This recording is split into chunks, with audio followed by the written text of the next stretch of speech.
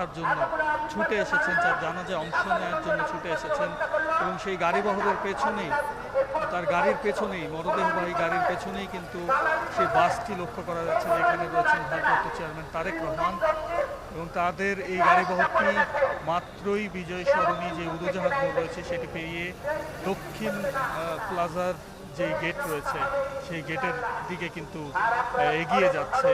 এবং তার পেছনে কিন্তু নেতাকর্মীদের ঢল রয়েছে, দুপাশে সারিবদ্ধভাবে তারা দাঁড়িয়ে বেগম খালেদা জিয়াকে বিদায় জানানোর প্রস্তুতি নিচ্ছে।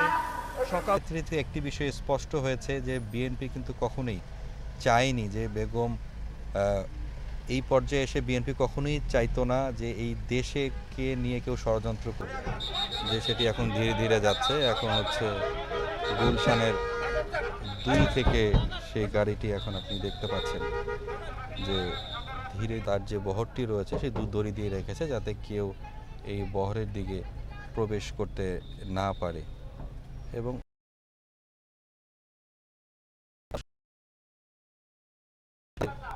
যে চোখে মুখে এক ধরনের হতাশা এবং কষ্ট দেখতে পেয়েছি। আপনি হয়তোবা দেখতে পাচ্ছেন যে তার বহরটি অর্থাৎ পতাকায় মোড়ানো, অর্থাৎ লাল সবুজের পতাকায় মোড়ানো তার যে গাড়িতে তার মরদেহ রাখা হয়েছে সেটি কিন্তু এখন ধীরে ধীরে সামনের দিকে এগিয়ে যাচ্ছে। এবং তার মরদেহের গাড়িটি